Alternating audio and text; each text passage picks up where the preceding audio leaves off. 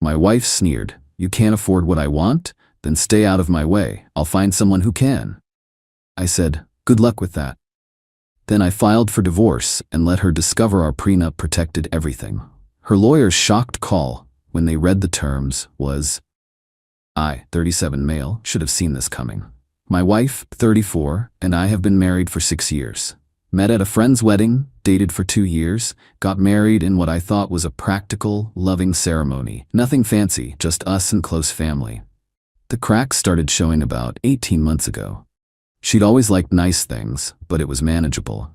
Then her college roommate married some finance guy, and suddenly our life wasn't enough anymore. Why can't we go to Bali like they did? Her ring is 3 carats, mine is barely 1. They just bought a lake house, we're still in the starter home. I make decent money. Software sales pulling around $140K a year. Not rich, but comfortable. We live in a nice suburb, drive reliable cars, take a vacation every year. But compared to her friend's hedge fund husband? Yeah, we're peasants. 3 weeks ago, I came home from a brutal client meeting. She was sitting at the kitchen island, scrolling through her phone, looking at vacation photos some couple posted. We should go to the Maldives, she said without looking up. Maybe next year. I've got that commission coming in December. She finally looked at me. Next year, it's always next year with you. Babe, we just went to Mexico in March. Mexico, she said with disgust. Her husband took her to Italy for 2 weeks, first class, private tours. I sighed. I'm not a hedge fund manager. You knew that when you married me. That's when her expression changed. Cold, contemptuous. You know what? You're right. I did know that, and I'm tired of settling for your mediocre income and your mediocre ambitions. She stood up. You can't afford what I want? Then stay out of my way. I'll find someone who can. The words hit like ice water. I just stared at her. Are you serious right now? Dead serious, she snapped. I'm not spending the rest of my life pinching pennies while my friends live actual lives. Either step up or step aside. Something in me just clicked off. The pleading, the trying, the hoping she'd appreciate what we had. Gone. Good luck with that, I said calmly. She blinked, surprised. Probably expected me to beg or promise to work harder or some crap.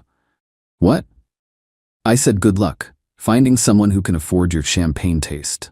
I walked to our home office, pulled out the file folder I'd hoped I'd never need, and called my attorney. By the time she came to bed that night, divorce papers were already being drafted. The next morning, I handed her a coffee and the business card of my lawyer. We're done. My attorney will be in touch with yours. Or you can get your own. Her face went through confusion, shock, then rage. You're divorcing me? Over one argument? No. I'm divorcing you because you just told me I'm not enough and you're looking for someone richer. That's pretty clear. I was just upset.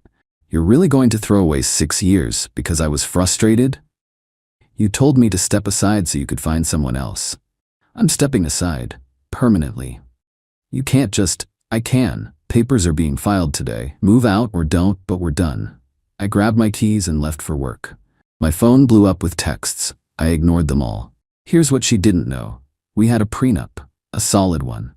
My lawyer uncle insisted on it before the wedding. She'd signed it without really reading it. Excited about the wedding planning. Why? Because before we met, I'd inherited a decent chunk from my grandmother, about $280K, and had invested it well. By the time we got married, it had grown to around $420K. That money went into index funds and stayed separate. The prenup protected it entirely. I also had equity in the startup I'd been with since before we met. Small percentage, but the company had grown. That was protected too as premarital property. What wasn't protected? Our house equity. Bought after marriage, our regular savings account built during marriage, my 401K contributions during marriage. She'd get a portion of those, and honestly, that was fair. We built those together, but she'd been looking at our total net worth, probably around $780K combined, and thinking she'd walk away with half of everything. She had no idea about the prenup specifics. Update 1. The mediator meeting was scheduled for 2 weeks out.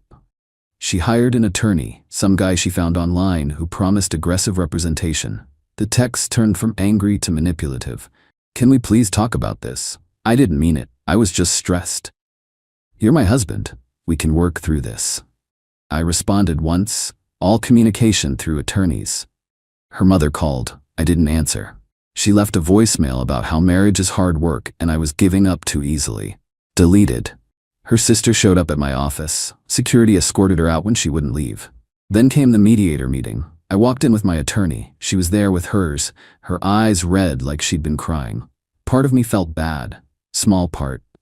Very small. Her lawyer started strong. My client is seeking a 50-50 division of all marital assets, including investment accounts, retirement funds, and home equity. We're also requesting spousal support of $3,000 monthly for a period of 3 years while she transitions back to full-time work. My wife worked part-time at a boutique, maybe 15 hours a week.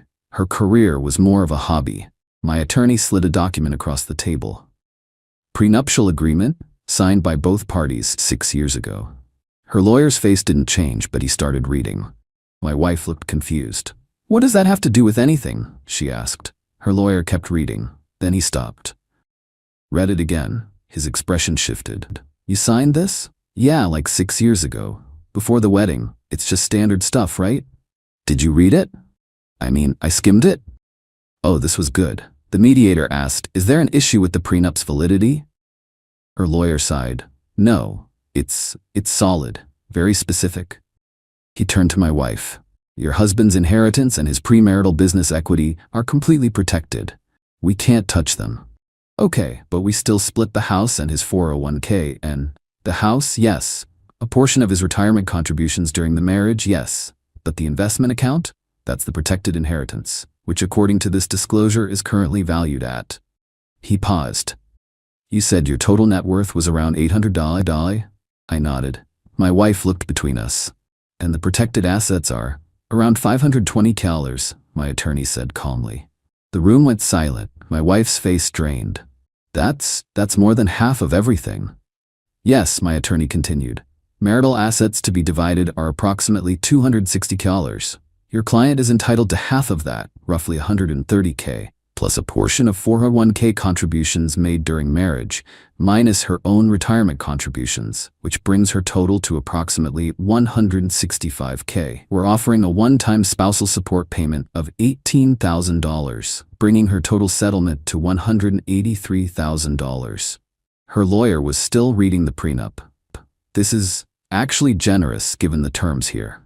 My wife exploded. "Generous? That's barely anything. The investment account was built during our marriage." "No," my attorney said. "It was built before your marriage and kept separate per the prenup you signed." "I don't care what I signed. I deserve half of everything. I'm his wife." "You were his wife," my attorney corrected, "and you signed a legal document that you apparently didn't read." Her lawyer put his hand on her arm. "We need to talk, outside." They left. The mediator looked uncomfortable. I sat there feeling nothing, maybe relief. They came back 15 minutes later. Her eyes were swollen. Her lawyer looked defeated. "We reject the offer. This is unfair and we'll fight it in court." My attorney didn't even blink. "That's your right. See you in court." We left. In the parking lot, my attorney turned to me. "They have no case. The prenup is airtight, but be prepared. She's going to make this ugly." "How ugly?" "She's entitled and just realized she's not getting what she thought.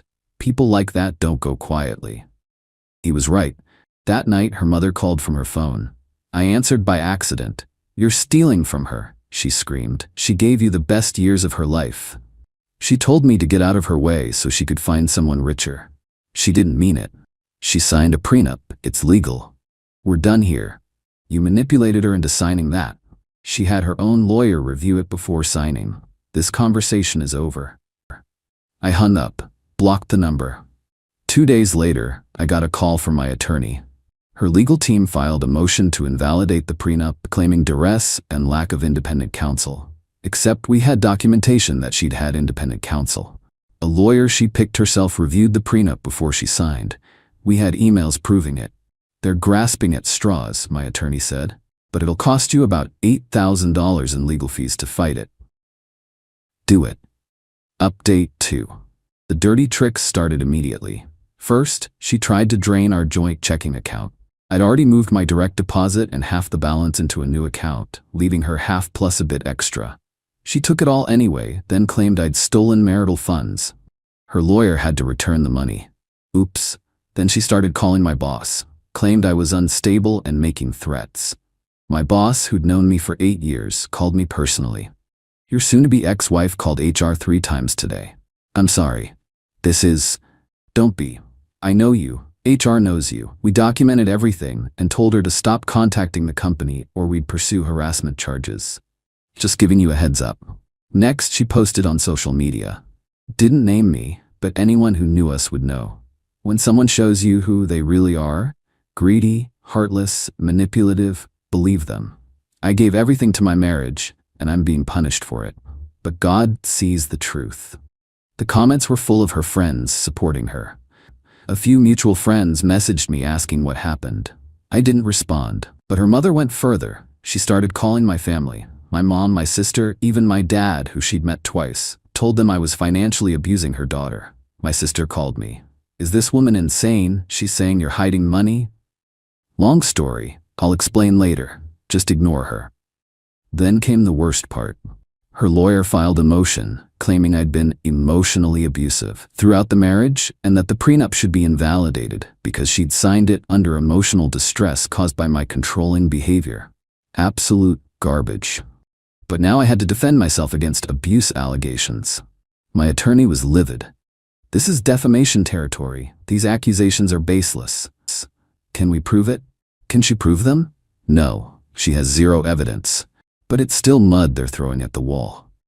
We had to file a response. I had to write out a detailed account of our marriage, proving I wasn't abusive. Provide emails, texts, anything showing normal communication. It was humiliating. The hearing for the prenup motion came up. We sat in front of a judge. Her lawyer presented their evidence, which was basically her saying she felt pressured and didn't understand what she was signing. Then my attorney presented our evidence. 1. Email chain showing she'd asked for a lawyer recommendation to review the prenup. 2. Invoice from that lawyer showing she paid for 3 hours of prenup review. 3. Her signature on a document acknowledging she'd reviewed the prenup with independent counsel. 4. The lawyer himself testifying, via Zoom, that he'd explained everything to her, and she said it's fine, I'm just excited to get married. The judge took maybe 10 minutes. Motion denied. The prenup is valid. If there are no other legitimate disputes, I suggest both parties settle this quickly. My wife started crying loudly. Her lawyer looked embarrassed. Outside the courtroom, she came at me. Not physically, but verbally. You planned this. You trapped me. No, you just didn't read what you signed. I trusted you.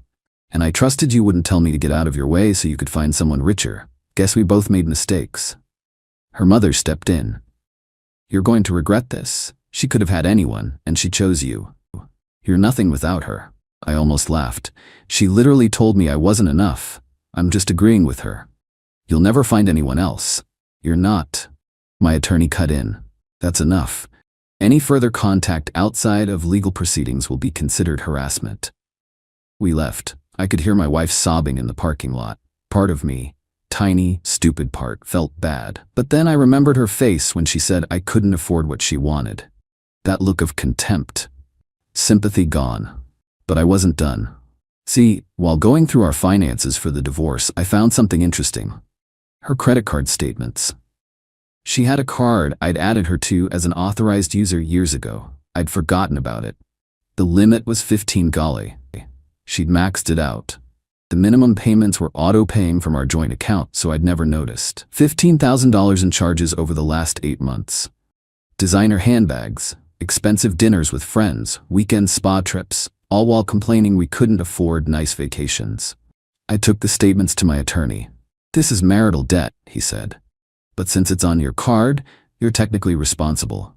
But she charged it without telling me. Doesn't matter. You gave her access. So I'm stuck with her $15 shopping spree? He smiled. Not exactly. We can argue that this debt should be factored into the asset division. Essentially, her $165K settlement would be reduced by her portion of this debt. Since she made the charges, she should bear the responsibility. Can we do that? We can absolutely try. The card's in your name, but we have evidence she made all the charges. If the judge agrees, she'd owe you half, $7,500. I loved this plan. We filed the motion. Her lawyer lost it, sent a nasty email about nickel and diming and petty revenge.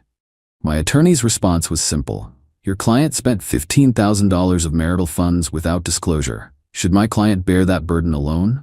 The hearing was scheduled. Meanwhile, she started showing up places.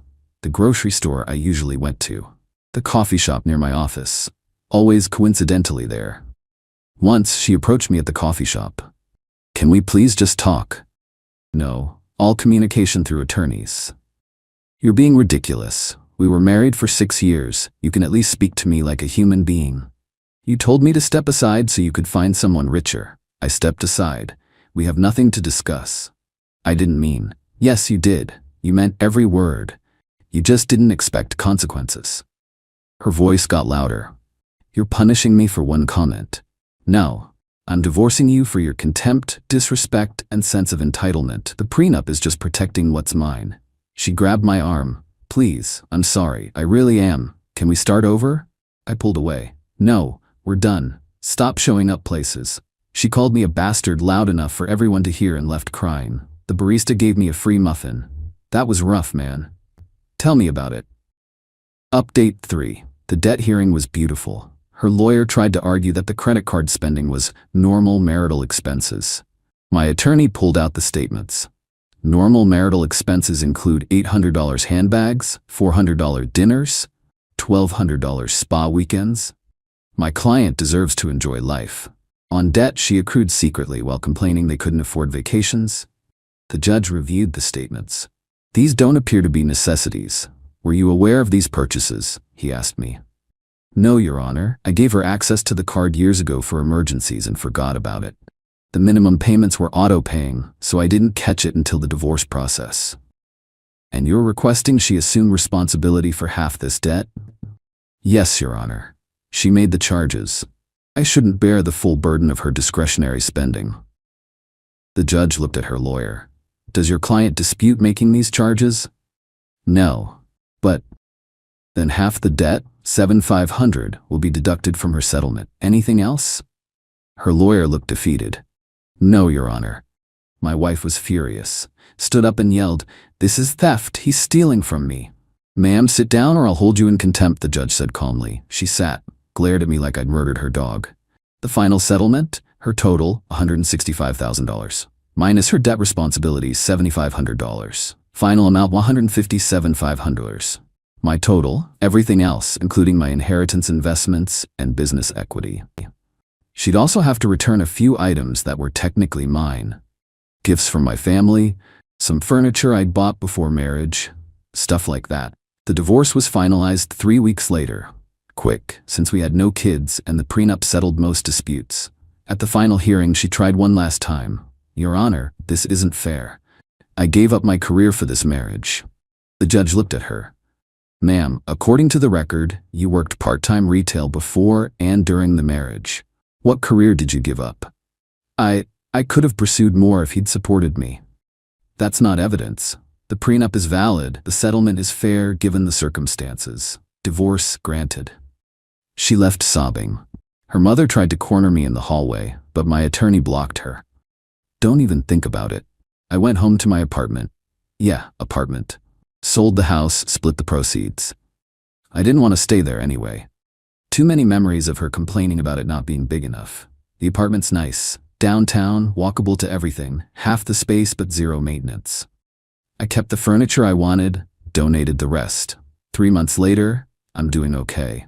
The financial hit sucked. Lost about $130K total when you factor in the house, her settlement, and legal fees. But I've still got my inheritance protected, my business equity, and most importantly, my sanity. Ran into her sister at a restaurant last month. She was with friends and pretended not to see me. One of her friends, though, came up to me when I was leaving. Hey, you're the guy who divorced her sister, right? Yeah. Good for you. She was always a nightmare, entitled as hell. Her sister's just like her. That felt validating. As for my ex-wife, heard through mutual friends she moved back home with her mother, working at the boutique full-time now, dating some guy she met on a dating app who supposedly has money. Good luck to him. He'll need it. Her mother sent me one final text from a new number. You ruined her life. She's struggling because of you. I replied, she told me to step aside so she could find someone who could afford her. I stepped aside. She should be thanking me. Then blocked the number. The thing is, I don't regret the divorce. Not even a little. Yeah, it cost me money. Yeah, it was stressful. But I'm not spending the rest of my life with someone who sees me as a disappointment because I'm not a millionaire. The prenup wasn't about being vindictive. It was about protecting what I'd built before she came along. And when she showed her true colors, it saved me from financial devastation. Would I marry again? Maybe. But next time, I'm paying attention to the signs earlier. The constant comparisons, the dissatisfaction, the entitlement. Those don't get better. They get worse. To anyone reading this, if your partner tells you you're not enough, believe them. Don't try to change their mind. Don't work harder to prove yourself. Just accept that you're incompatible and move on. And always, always get a prenup. Even if you think you'll be together forever. Even if it feels unromantic. Protect yourself, because the person who loves you today might be the person sneering at you tomorrow for not being rich enough. Trust me on that one.